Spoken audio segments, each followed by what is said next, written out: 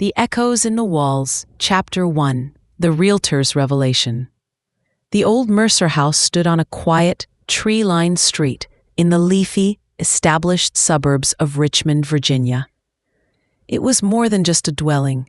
It was a grand dame, a testament to a bygone era of meticulous craftsmanship and enduring elegance, built in the prosperous 1920s. With its sweeping front porch, adorned with intricate gingerbread trim that suggested a more leisurely past, and a generous, sprawling garden that Edith Mercer had lovingly tended with her own hands for decades, cultivating prize-winning roses and fragrant lavender beds. It was a cherished landmark in the neighborhood. Every carefully pruned hedge, every perfectly placed stone in the winding paths, whispered of a life lived fully within its embrace, of countless family gatherings and the quiet joys of a life well spent. But now, at 68, a widow for 5 years, the house felt less like a sanctuary brimming with cherished memories and more like a cavernous, echoing monument to a past that was slowly, inevitably, slipping away, leaving her adrift in its vastness. The silence of its many rooms, once a comforting cocoon, now felt heavy, almost oppressive, amplifying the solitude. It was simply too big, too full of ghosts and the lingering scent of old books, dried flowers, and distant piano music, for one woman alone. Time to let go, Edith. Her closest friends, fellow members of the garden club and book group, had gently urged over cups of Earl Grey tea and delicate shortbread cookies. Their voices were soft, empathetic, but firm. Downsize. Find something cozier. Something that truly fits your life now. Something manageable and light. And so, with a sigh that carried both the poignant resignation of letting go of a significant part of her history and a whisper of hope for a simpler, less burdened future, Edith had made the call. A realtor. After careful consideration, poring over local listings and reviews, she chose Daniel Thorne from Thorne & Associates, a well-regarded local firm with a reputation for both efficiency and a rare, almost intuitive sense of discretion. He was young, perhaps in his early 40s, with a quiet intensity that Edith found both intriguing and reassuring, a sense of earnestness in his eyes. The day Daniel arrived for their initial consultation, the first hints of autumn were already painting the trees in fiery hues. The air was crisp and invigorating, carrying the unmistakable scent of fallen leaves and distant wood smoke, a nostalgic perfume.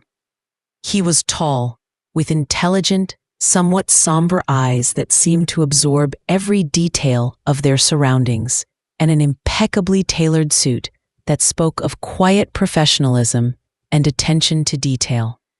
Edith, dressed in her sensible cardigan and comfortable slacks, felt a faint flutter of nerves in her stomach. This was it, the first tangible step towards a new, unknown chapter.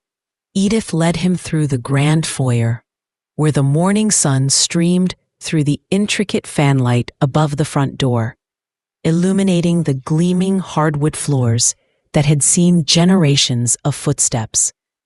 Her fingers brushed against the smooth, cool, dark wood of the ornate staircase banister, a familiar comfort, a touchstone to her past. Daniel moved with a quiet competence, his footsteps light and unobtrusive on the antique rugs.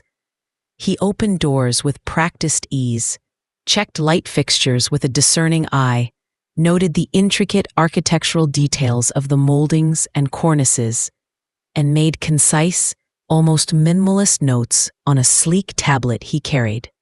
"It's a beautiful home, Mrs. Mercer," Daniel said, his voice calm and professional, his gaze appreciative, sweeping over the high ceilings and generous spaces. "The craftsmanship is exquisite. You can tell this house was built with care and pride." and the light is truly remarkable, even on a cloudy day. They proceeded to the living room, a sun-filled space where Edith had spent countless hours reading beloved novels by the warmth of the fireplace, practicing scales and sonatas on her antique piano, and hosting lively gatherings of friends and family, the air often filled with music and laughter. Daniel walked purposefully towards the large bay window, his back to her, admiring the expansive view of the meticulously kept garden, now beginning to show the first signs of autumn's slumber. Then he paused. A sudden, almost palpable stillness settled over him, as if the air itself had thickened around him, as if he had walked into a memory only he could perceive. His shoulders stiffened imperceptibly. Edith, who had been affectionately explaining the intricacies of the original crown molding, a detail her father, an amateur historian of architecture, had always been particularly proud of, stopped mid-sentence, her words trailing off into the sudden quiet. "Is everything all right, Mr. Thorne?" she asked, a faint note of growing concern in her voice. He turned slowly, his movements almost wooden, as if constrained by an invisible force. His face was pale, almost ashen, drained of all color. His eyes, usually so composed and focused, were wide with a mixture of shock and something akin to profound, raw pain. His professional demeanor, once so carefully maintained, had utterly evaporated, replaced by a raw, unvarnished vulnerability that startled Edith to her core. "Mrs. Mercer," he began, his voice hoarse, barely above a whisper, as if speaking the words physically pained him, extracting them from deep within himself. I know this house." Edith frowned, genuinely confused, a ripple of unease spreading through her. "Oh, perhaps you've seen it listed before, or driven by. It's been in my family for generations, you know. My great-grandparents built it, and my parents acquired it early on, then lovingly renovated it. So you see, it's always been in the Mercer family." She felt a faint sense of pride, almost possessiveness, in her voice. Daniel shook his head slowly, his gaze sweeping around the room, not at the furniture or the decor, but as if seeing specters only he could perceive, ghosts of a past life. His eyes lingered on the very spot where Edith often sat by the fireplace, then moved to the piano. "No, I lived here. For a short time, when I was a boy. Not for long, but long enough for it to leave an indelible mark."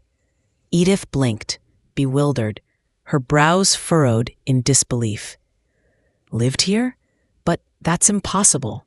My parents lived here their entire adult lives, from the time they were first married until they passed away. My father worked as a beloved professor at the university, and my mother was a devoted homemaker and extremely active in the community. And then I inherited it. We never rented it out. Never. They were very particular about this house." She felt a sudden defensiveness, a prickle of acute unease. Her parents had been so meticulous about everything, so orderly, so transparent. This simply wasn't true. It couldn't be. Daniel took a deep, shuddering breath, as if bracing himself for an invisible blow, running a trembling hand through his dark hair, a gesture that clearly betrayed his deep distress. "My mother, Emily Thorne, she died here, in this house, when I was 8 years old. I remember the day vividly, terrifyingly." The words hung in the air between them, cold and heavy, carrying the weight of an untold tragedy, a secret suddenly ripped into the open. Edith felt a cold dread creep into her bones, chilling her from the inside out. Someone had died in her house? A child's mother? This was a detail she absolutely, unequivocally did not know. Her parents had never ever mentioned it. Not a single word, not even a casual remark, through all their years of sharing family history. "Mr. Thorne," Edith said, her voice strained, barely coherent, as if the words were difficult to push past her throat. "I am so terribly sorry. I had no idea. My parents never spoke of anyone living here, let alone someone dying within these walls. Are you absolutely certain? Could it be a different house? Perhaps a similar one in the neighborhood?" She desperately clung to the hope of a simple misunderstanding. He nodded, his eyes fixed on a spot near the fireplace, where a worn rug lay, as if reliving a painful, cinematic memory. A scene burned into his mind. "I am certain, Mrs. Mercer, this is the house. I remember the intricate pattern of the wallpaper in the hall. I remember the precise way the sun used to stream through this bay window, how the light used to fall just so on the floorboards. I remember everything. My mother, Emily, she was an artist. She loved the light in this room, said it was perfect for her portraits, and she became very sick here. And then she died." His voice cracked painfully on the last word, the sound a raw testament to a grief that had festered, unaddressed, for decades. "This house is where my mother took her last breath. I was there, holding her hand." Edith felt a profound discomfort, a sense of intrusion into a sacred space, a space that now felt tainted by a secret history, a hidden sorrow. Selling the house suddenly felt less like a practical, sensible decision and more like an intrusion, a disturbance of sacred ground, a desecration of a grave. A deep, unsettling mystery had just presented itself, wrapped in the profound sorrow of the man standing before her, whose grief was still so palpably fresh after all these years. How could her parents have kept such a monumental secret? And why? The questions clawed at her mind, refusing to be dismissed. Chapter 2: Emily's Ghost and Edith's Doubt. The house tour continued. But the atmosphere had irrevocably shifted. The air, once light with the anticipation of a new chapter, now felt heavy with an unspoken past. Every creak of the old floorboards, every subtle whisper of the autumn wind through the eaves, every shadow cast by the afternoon sun, seemed to whisper Emily Thorne's name, to echo with her final moments, a haunting lament. Daniel, despite his obvious distress and the visible struggle to maintain his composure, managed to uphold a semblance of professionalism, his years of rigorous training overriding his raw, personal grief. But Edith could see the immense effort it cost him. His hands trembled slightly as he took notes, his usually steady gaze frequently darting to specific corners of rooms, to particular patterns in the antique wallpaper, to the very spot where a child's toy might have once sat, as if searching for something he'd lost, a forgotten detail from his fragmented, traumatic childhood. In the master bedroom, which had been her parents' and was now hers, a room filled with the comforting scent of lavender and old lace, a testament to generations of quiet domesticity, Daniel paused by the large four-poster bed. His eyes were distant, unfocused, staring at the ceiling, at the ornate plasterwork. "She was here," he murmured, his voice barely audible, thick with emotion. "She spent her last days here. She was so weak. I remember trying to bring her tea, trying to make her comfortable, not understanding why she couldn't move." He paused, his voice barely a breath. "I remember the smell of her skin, fading away." Edith's heart ached for the 8-year-old boy Daniel had been, witnessing such a profound and confusing tragedy, a mother's slow departure. She imagined his small hand in his mother's, the raw, innocent fear in his eyes, the terror of not comprehending what was happening to the most important person in his world. "Mr. Thorne," she said gently, her voice soft, with overwhelming compassion. "Perhaps we should reschedule. This must be incredibly difficult for you. I truly understand. There's no need to push yourself." He shook his head slowly, refusing the offer. Finally turning to face her, his eyes filled with a raw, unspoken pain that spoke volumes. A pain that had clearly simmered beneath the surface of his life for decades. "No, I need to do this. I need to be here for her, for my mother, Emily." He took a deep, shuddering breath as if steeling himself for an unpleasant task, for a necessary confrontation with his past. "Mrs. Mercer, my mother was a vibrant woman, full of life and laughter, a bright, captivating spirit. She loved to paint, to sing, to tell fantastical stories. She was never still. And then she just faded. It was so fast, so sudden. No one knew what was wrong. The doctors were baffled. They called it a failure to thrive, a mysterious wasting disease, a phrase that offered no comfort, no explanation. She just wasted away, day by day, losing weight, losing strength, losing herself."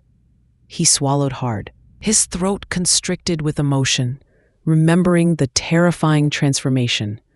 "I was too young to understand the medical terms, the scientific explanations. But I remember her pain, and I remember her fear. The fear in her eyes as she looked at me, as if saying goodbye." "How long ago was this precisely?"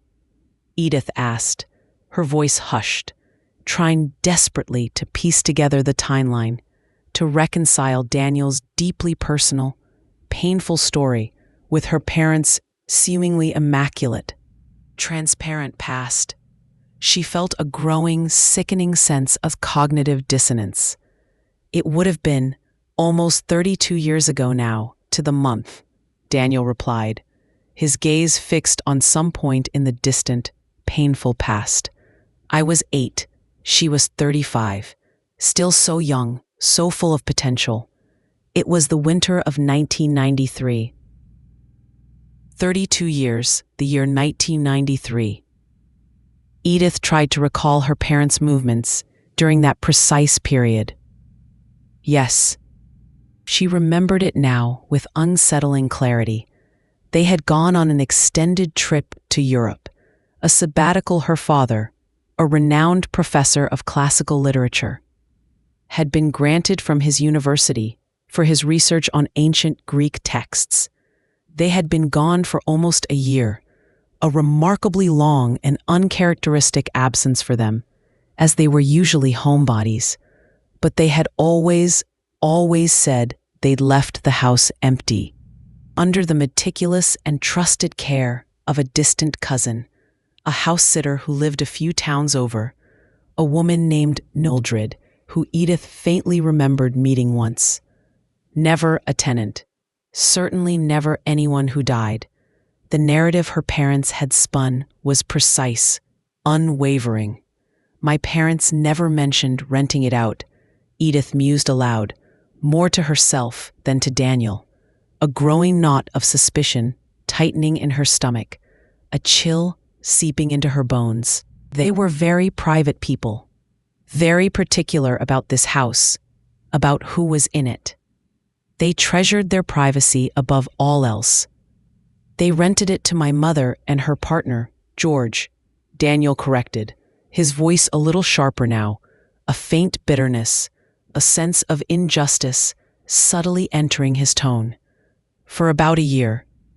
My mother loved this house, said it had the most beautiful light for her painting, that it inspired her work. She used to spend hours just watching the light shift across the walls." The formal house tour concluded, but the professional facade between them had cracked irrevocably, allowing the deeply personal and painful story to seep through, blurring the lines between client and stranger. "Daniel," despite his initial reluctance and the sheer emotional toll, found himself drawn to the idea of working with the house, to confront the ghosts he had carried for decades, to face the very place where his life had irrevocably changed. He needed answers, a closure that had brutally eluded him for a lifetime. And perhaps so did Edith. The more she listened to Daniel, the more the narrative of her own past, as told by her parents, began to unravel. "Mercer," Daniel said as he prepared to leave, his hand on the doorknob, his gaze lingering on the threshold. "I understand completely if you want to find another realtor. This is complicated, more complicated than any listing I've ever taken. I wouldn't blame you." "No," Edith said, surprising herself with the sudden, firm conviction in her voice. A strange, undeniable sense of purpose, long absent from her solitary life, had begun to fill her, pushing aside the discomfort. This was no longer just about selling a house, a near transaction. It was about uncovering a truth, righting a historical wrong, and perhaps finding peace for a tormented soul, Daniel's and perhaps even Emily's. "No, Mr. Thorne, I want you to sell it. And more than that, I want to understand what truly happened here. The silence from my parents, it feels wrong. Perhaps we can help each other unravel this. This house has a story to tell, and it wants to be heard." Daniel looked at her, his expression slowly softening. A flicker of something akin to profound gratitude, a glimmer of tentative hope, finally appeared in his somber eyes. "Thank you, Mrs. Mercer. I would like that very much, more than you know." The unspoken bond between them, forged in a shared mystery, had already begun to solidify. Over the next few days, Daniel immersed himself in the house, not just as a realtor preparing a listing, but as an archaeologist of his own past. A detective of forgotten memories, he measured rooms with a meticulous eye for detail, painstakingly photographed every angle, every architectural nuance, and prepared precise floor plans for potential buyers. But he wasn't just a realtor anymore. He was a son on a quest, meticulously sifting through the layers of time, through dust and shadows, searching for echoes of a life tragically cut short, for clues his younger self could not comprehend. And Edith, instead of clearing out her cherished belongings, found herself looking at the house with entirely new eyes, with a growing sense of suspicion and a sharp focus, searching for clues that had always been hidden in plain sight, veiled by years of comfortable familiarity. "My mother was quite secretive," Daniel admitted one afternoon, as they sat together in the living room, now bathed in the same beautiful golden light that Emily Thorne had loved so dearly, a light that seemed to hold a memory. She always had her little hiding spots for her sketches. She called them her secret worlds, where she kept her true visions safe, away from prying eyes. She said creativity needed sanctuary. Edith felt a sudden jolt, a sharp spark of memory. Hiding spots? She remembered her father, particularly being very particular about order and neatness. Her parents, particularly her father, had undertaken several significant renovations and remodels of parts of the house over the years, often citing aesthetic improvements or necessary repairs. Had they perhaps covered something up? Something that Emily had left behind? A chilling thought began to take root in her mind. "My mother had a small studio in the back," Edith recounted, a detail that had long been dormant in her memory, only now resurfacing with a new significance. "It was originally a sunroom, filled with light, as you said. But my father, citing a need for a proper study for his academic work, converted it into a more formal, paneled room after they returned from Europe, sealing off some of the windows. He said it was more fitting for a scholar. The memory of her father's almost obsessive need for order and control now seemed less benign. Daniel's eyes lit up, a flicker of excitement and recognition in their depth. The sunroom. Yes, she painted there mostly. The light was perfect. She said it captured the essence of the world. She spent hours there, lost in her work, oblivious to everything else. He stood up, a newfound, almost urgent determination in his stance, as if drawn by an invisible thread. "Mrs. Mercer, would you mind if I looked around a bit? Not for the listing, but for something else. Something personal. Perhaps a secret world of hers." "By all means, Daniel," Edith said, using his first name for the first time. A subtle but significant shift in their relationship, acknowledging their shared quest. "Look anywhere you wish. This house has kept its secrets long enough. It's time they were brought to light."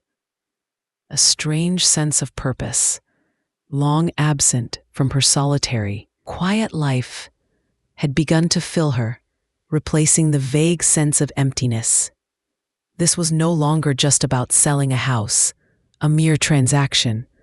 It was about uncovering a truth, righting a historical wrong, and perhaps finding peace for a tormented soul. Daniel's, and perhaps even Emily's. The weight of years of silence had become unbearable. Chapter 3: The Hidden Canvas and the Whispering Journal. The days that followed transformed into a meticulous, almost reverent search, driven by a growing, unspoken pact between Edith and Daniel. Their investigation became a quiet pilgrimage through the house, seeking the echoes of a life unjustly taken. Daniel, with Edith's complete permission and increasing collaboration, began to explore the house with a different purpose, not as a property to be sold, but as an archaeological site of his own past, a place where the layers of time might reveal hidden truths. He tapped on walls, listening intently for hollow sounds. He gently pried at loose floorboards, his fingers probing the accumulated dust and darkness beneath, and he carefully examined behind old, built-in shelves and along forgotten alcoves, places where a child might hide a treasure or an artist a secret. His keen realtor's eye, trained to spot structural details and hidden flaws, combined with a child's intimate and visceral memory of secret places, proved to be an invaluable, almost supernatural, tool in their joint endeavor. In the old sunroom, now Edith's father's dusty, somewhat neglected study, permeated by the faint, dry scent of old paper and leather-bound books, Daniel found it. Behind a loose baseboard, almost imperceptible unless one knew precisely where to look, tucked into a small, expertly concealed cavity, was a rolled-up canvas. It was brittle with age, fragile, and wrapped in several layers of yellowed newspaper, its headlines decades old, dating back to the early 1990s. His hands trembled with anticipation and a growing sense of dread as he carefully unrolled it on the large, antique desk, the paper crackling softly like dry leaves under his touch. It was a painting, a vibrant, almost feverish self-portrait of a young woman, her eyes wide and luminous, brimming with an unsettling intensity, her features sharply defined, almost gaunt, yet undeniably beautiful and full of an untamed spirit. Despite the slight damage from time and damp, the raw, undeniable talent of Emily Thorne shone through, radiating from the canvas. It was hauntingly beautiful, captivating, and profoundly, achingly sad, capturing a sense of vulnerability and defiance simultaneously. "Emily," Daniel whispered, his voice thick with overwhelming emotion, a choked sob catching in his throat. He reached out, his finger hovering, then gently tracing the delicate lines of her face with a reverent touch, as if fearing to disturb the image. She was so beautiful, so full of life, so much more than the faded memory I had. Edith stood beside him, her own heart heavy with a strange mix of sorrow and awe, a profound sadness washing over her as she gazed at the painting. She agreed, her voice barely audible, thick with emotion, and so incredibly talented. What a terrible loss, Daniel. What an incredible talent lost too soon.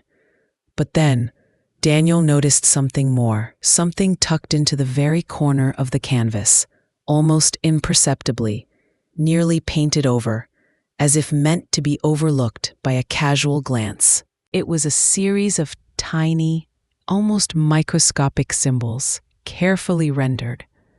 Not an artist's signature, but something far more deliberate. A faint, almost invisible script that seemed to shimmer on the canvas, a secret message waiting to be deciphered. "What's this?" Daniel muttered, pulling out a small jeweler's magnifying glass he carried in his bag, a tool he usually used for examining the finer details of properties or detecting flaws in antique fixtures. He leaned closer, his brow furrowed in intense concentration, his breath held. "It looks like initials and a date and something else.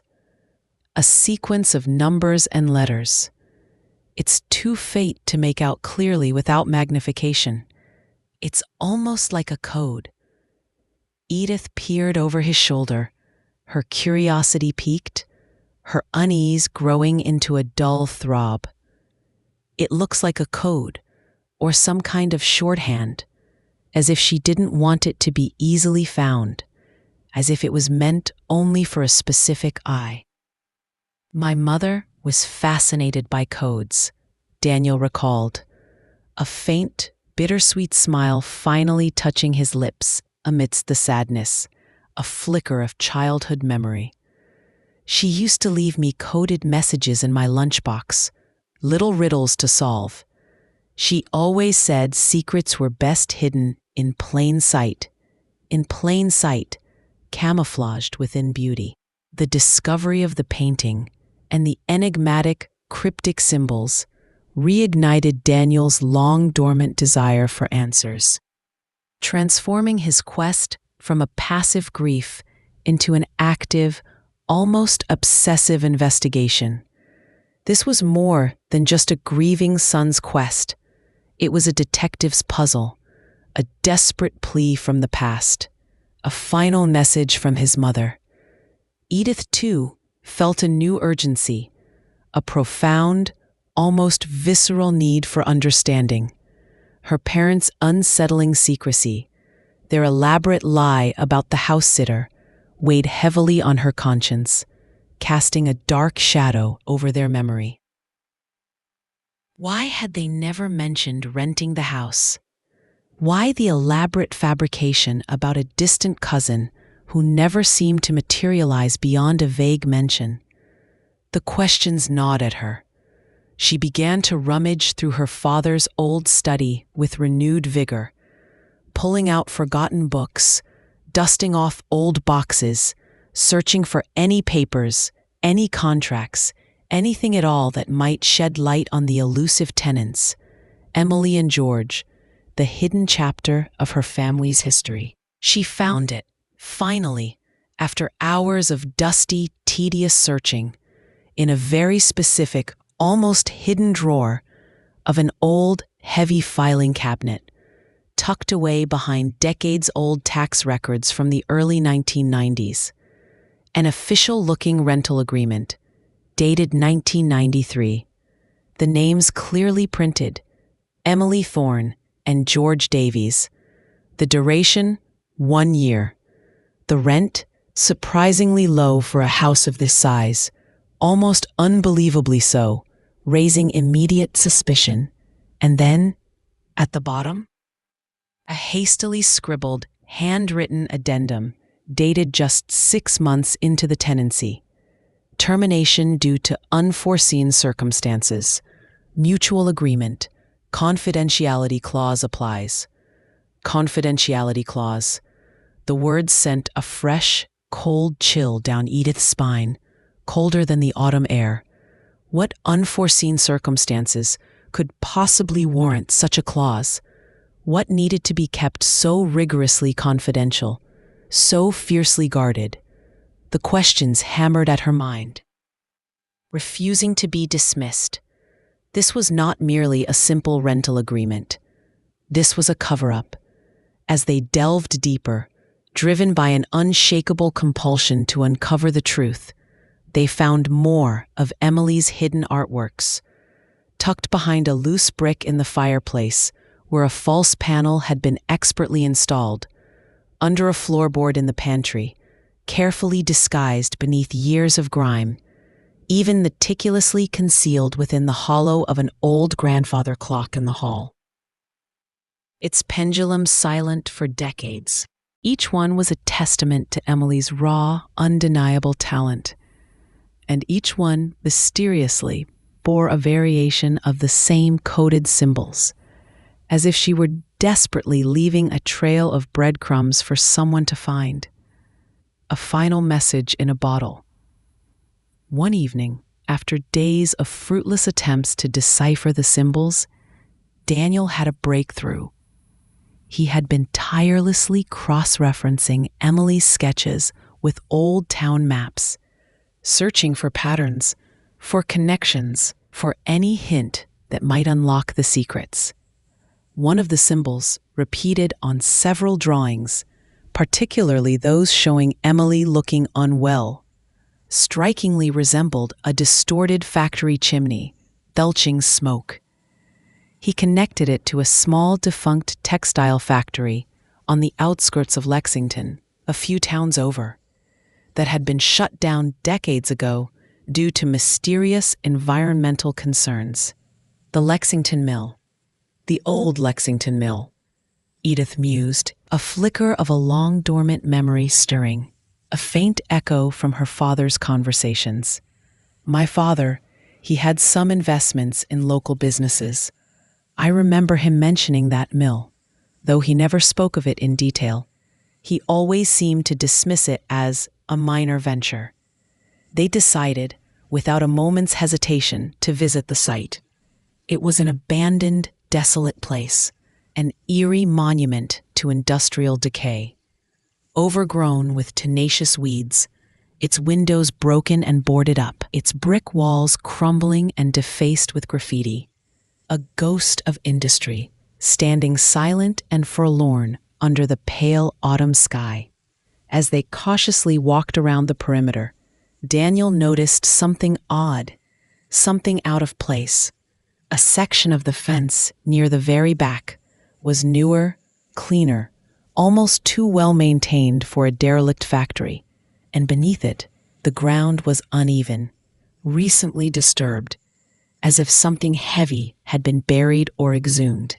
They began to dig, hesitantly at first, using a borrowed shovel from Edith's garage, the earth cool and damp. Then, with a frantic, desperate energy, they dug faster, driven by a growing certainty of what they might find. The soil was loose, mixed with fragments of brick and concrete, concealing something larger beneath. And then they found it, buried just a few feet deep, wrapped in several layers of thick, black tarpaulin, waterproof and industrial grade, was a collection of large, rusted metal drums. Warning labels, faded but still legible, indicated they contained highly toxic industrial waste, marked with skull and crossbones. "My God," Edith whispered, a cold wave of horror washing over her, colder than the autumn air, a profound nausea rising in her throat. "Hazardous waste, here? Buried here?" "And look," Daniel said, his voice tight with controlled rage, pointing with a trembling finger to a faded logo on one of the drums.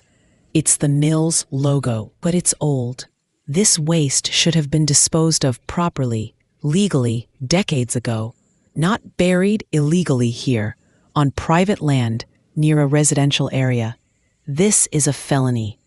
A horrifying scenario began to unfold in Edith's mind, each piece of the puzzle locking into place with sickening precision, clicking into a grotesque mosaic. Her father's secret investments, the environmental regulations that were beginning to tighten fiercely in the early 1990s, making proper waste disposal expensive and highly scrutinized. The desperate need for discreet, cheap disposal of toxic waste to avoid costly legal battles, public outcry, and a devastating blow to his reputation. And then Emily and George, renting the house nearby, perhaps stumbling upon the illegal dumping, or worse, being unwittingly involved in it themselves as part of the initial deal. She remembered her father's almost pathological fear of scandal, of anything that could tarnish his meticulously cultivated reputation as a respected academic and upstanding citizen, a man of unimpeachable character. If Emily and George knew about the illegal dumping, if they threatened to expose him, to reveal his involvement, his financial ties to a hazardous crime, the thought was too monstrous to fully articulate, too vile to comprehend from the man she had called father. The missing, most crucial piece of the puzzle clicked into place later that night, back at the house, bathed in the glow of a single lamp in the study. Edith remembered a hidden compartment in her father's antique writing desk, a place he kept particularly sensitive and private documents, a place she had never thought to look. She found it, a small, spring-loaded drawer, expertly concealed. Inside, among old financial ledgers detailing meticulous but questionable transactions and forgotten property deeds, was a bundle of letters, tied with a faded velvet ribbon, yellowed with age, brittle to the touch. The letters were from George Davies, Emily's partner, dated years after Emily's death, some addressed to Edith's father directly, others later to her parents' estate after her father had passed. George was clearly in hiding, terrified, haunted by what he had witnessed. But his conscience, after years of torment, had finally driven him to write, to confess, to seek some form of belated justice. He described in agonizing, graphic detail how he and Emily, struggling artists desperately trying to make ends meet, had initially agreed to a shady deal, to allow Edith's father to temporarily store some non-toxic industrial waste on the very edge of the Mercer property, far from the house, in exchange for significantly reduced rent and a lump sum of cash. It was supposed to be a short-term solution before proper, legal disposal could be arranged elsewhere. But as they began to realize the full extent of the dumping, the sheer volume, and the true, deadly toxicity of the waste, Emily had been horrified. She had wanted out. She had confronted Edith's father, threatening to go to the authorities, to expose everything, to make sure no one else was harmed. And then, the chilling, unspeakable truth. George described in agonizing, meticulous detail how Edith's father, cold and calculating, utterly devoid of empathy, had begun to systematically poison Emily, not with a single, obvious dose that would raise immediate suspicion, but slowly, subtly, insidiously, over weeks. He had mixed the monkshood, picked from his own garden, the very plant Edith had found illustrated in Emily's art, her desperate clue, into their evening tea, knowing its insidious symptoms mimicked a baffling, undiagnosable illness, a slow wasting away. He had wanted them out, quietly, permanently, without a fuss. without scandal. He was consumed by fear of exposure, of the financial ruin and social disgrace that would inevitably follow if his secret investments in the polluting mill and his illegal waste disposal were ever revealed. George, witnessing Emily's rapid, mysterious decline, the baffled, helpless doctors, the chillingly calm, almost triumphant demeanor of Edith's father, finally realized with sickening clarity what was truly happening. Terrified that he would be next, that he too would be silenced to ensure absolute secrecy, he had fled in the dead of night, leaving Emily to her agonizing fate, a decision that haunted him with unbearable guilt for the rest of his life. He had written these letters years later when he was finally safe, far away, hoping someone would eventually find them, and that Emily's death would not remain a cruel, unsolved mystery, forever buried beneath the weight of his own cowardice.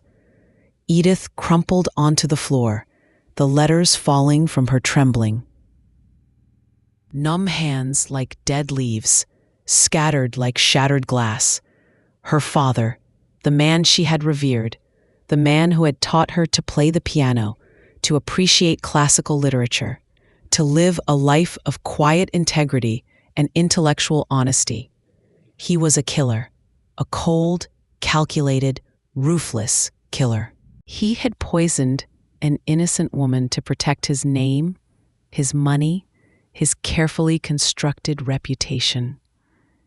The weight of this monstrous truth pressed down on her, suffocating and horrifying, stealing the air from her lungs, twisting her stomach into knots. The walls of her childhood home, once full of comforting, innocent memories, now screamed with the echoes of a dark, unspeakable crime, a horrifying secret that had festered, unseen and unheard, in the very foundations of her life, poisoning everything she thought she knew. Chapter 5. A New Purpose and Lingering Echoes. The revelation of her father's monstrous act left Edith shattered, utterly and irrevocably broken. The man she had known, the very foundation of her world, the unwavering pillar of her morality, had been built on a heinous lie, his hands stained with innocent blood. The profound grief for Emily, the horror of her slow, agonizing death, mingled with an unbearable, corrosive sense of betrayal by her own family, by the very people she had loved and trusted most fiercely. It was a grief that transcended individual sorrow, becoming a crushing burden of history itself, a scar on her very soul. Daniel, witnessing Edith's profound distress, her shock and despair, her quiet, broken sobs, became her unwavering anchor in the tempest of truth. He understood, perhaps more than anyone else could, the unique, soul-crushing pain of discovering a parent's hidden darkness, of having your entire past rewritten by a horrifying truth, of seeing the world through a new, cynical lens. His own long-held bitterness about his mother's death, the years of unanswered questions and simmering resentment, began to shift, to morph into a complex mix of intense, righteous anger at Edith's father and a newfound, chilling clarity about Emily's valiant, desperate struggle against an unseen enemy. "He was afraid, Daniel," Edith murmured one evening, the incriminating letters spread out before them on the antique coffee table, stark and damning against the soft lamplight. Her voice was raw, stripped bare of all pretense, devoid of any attempt at justification. Afraid of losing everything, his reputation, his wealth, his standing in the community. He valued them more than a human life, but that doesn't excuse it. Nothing, absolutely nothing excuses it. It's monstrous. No, Daniel agreed, his voice firm, resolute, resonating with a quiet strength. It doesn't, but at least now we know. At least now her story is told. She wasn't just sick, Mrs. Mercer. She was silenced. Her voice was taken. But we found it. We found her truth, and we will honor it. The house, once a source of deep comfort and nostalgic memories for Edith, then a practical burden, then a place of unsettling, unexplainable mystery, now felt like a mausoleum, a tomb for a buried crime, its walls oozing with a chilling past. The very air within its rooms seemed heavy with Emily's suffering and her father's unforgivable sin. Edith knew, with a certainty that resonated deep in her bones, that she couldn't live there anymore. Not with this horrifying truth echoing in every corner, tainting every cherished memory, every familiar shadow. But she also knew, with equal conviction, that she couldn't simply sell it to pass on this tainted legacy, this house of horrors, to an unsuspecting family. The house needed to be cleansed, to be redeemed, to be transformed. "What do we do now?" Edith asked Daniel, her voice trembling, laced with an unfamiliar vulnerability, her gaze pleading for direction. With this truth, with the house, it feels like it holds so much pain, so much darkness. Daniel looked around the living room, his gaze sweeping over the familiar details, at the soft, golden light that still poured through the bay window, the light Emily had loved, the light that had drawn her to this very room to paint. His eyes fell on the recovered self-portrait, Emily's face, defiant and expressive even in illness, gazing out at them, a silent challenge. A slow, thoughtful silence stretched between them, filled with unspoken questions and burgeoning possibilities. "Your mother was trying to tell us something, Mrs. Mercer," Daniel said, his voice thoughtful, almost reverent, as if speaking to a spirit. She was trying to make sure her truth wasn't buried with her. She was trying to fight, even in her last breath. She used her art, her voice, her unique way of seeing the world. We have to continue that fight for her. An idea began to form in Edith's mind, faint and indistinct at first, like a distant echo, then growing stronger, clearer, more harmonious, like a soaring melody rising from dissonance, pushing away the darkness. She was an artist, Edith said, looking at Emily's portrait, seeing her not just as a victim, but as a vibrant creator, a spirit unjustly extinguished. She saw beauty even in her last agonizing moments, and she suffered in these walls, in this very room. What if this house could become something else? Something that honors her instead of burying her truth. Something that speaks to life, not death. Something that uses this light for good. Daniel looked at her, his expression slowly shifting from contemplation to profound understanding, then to genuine surprise, then finally to a quiet, deep excitement. Then a slow, gentle smile spread across his face, the first truly genuine, unburdened smile Edith had seen from him since the day he first walked into her house. It transformed his usually somber features, making him look years younger, almost boyish. "Mrs. Mercer," he said, his voice quiet with awe, a genuine respect shining in his eyes. "That is a beautiful idea, a truly beautiful, redemptive idea. It's perfect." The project became their shared mission, a profound act of penance, remembrance, and ultimately renewal.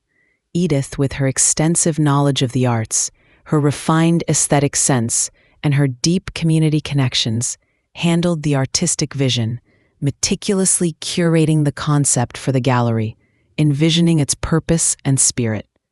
Daniel, with his sharp real estate expertise, his meticulous attention to detail in renovation, and his keen business sense, managed the extensive renovations and logistics. navigating contractors and permits with quiet efficiency. They worked tirelessly, side by side, week after week, month after month, clearing out the lingering clutter of Edith's life, transforming the interior. They restored the old hardwood floors to their gleaming glory, polished the ornate fixtures, and repainted walls in soft, neutral tones of cream and dove gray that would subtly highlight the artwork, allowing it to sing, to speak. They decided to dedicate a special, prominent section of the gallery to Emily Thorne, her vibrant spirit finally given its rightful place, her artistry unveiled. They proudly displayed her recovered self-portrait, her haunting sketches, and a carefully worded, respectful plaque that acknowledged her life and the truth of her passing, hinting at the circumstances without revealing the full, sordid details of Edith's father's crime to the public. This honored Edith's need for privacy while still giving Emily the recognition and voice she had been denied for so long. The hidden compartments where Emily's art had been found were marked with subtle brass plaques, inviting visitors to reflect on hidden truths, forgotten voices, and the enduring resilience of the artistic spirit. The old sunroom where Emily had loved to paint, where the light had danced and inspired her creativity, became the main exhibition space, bathed in the same natural, ethereal light she had cherished. Edith even planted a new garden in the back, meticulously choosing plants that were vibrant and life-affirming. Fragrant roses, cheerful daisies, towering sunflowers, lush green ferns, deliberately replacing the toxic shadow of the monk's hood with symbols of hope, growth, and renewal. The air was filled with the scent of fresh earth and blooming flowers, not decay. The day of the grand opening, the Emily Thorne Gallery buzzed with life, overflowing with people. The air, once heavy with dark secrets and unspoken sorrow, now vibrated with conversation, laughter, and the palpable energy of discovery and appreciation. Local artists proudly displayed their diverse works, their creations breathing new life into the historic space. Community members, drawn by the unique, compelling story of the house's transformation and its newfound purpose, explored its beautifully open spaces, their faces alight with curiosity and genuine appreciation for the art and the spirit behind the project. Edith, standing quietly by Daniel's side, observing the joyous bustle, felt a profound sense of peace wash over her, a quiet grace settling in her heart. The house was no longer a burden, no longer a tomb of unspeakable secrets, no longer a monument to a dark past. It was a living, breathing space, a vibrant tribute to art, to truth, and to the powerful, redemptive healing that can come from confronting the past, no matter how painful. Daniel, looking at Emily's self-portrait, bathed in the gallery's soft lighting, finally felt a knot in his stomach.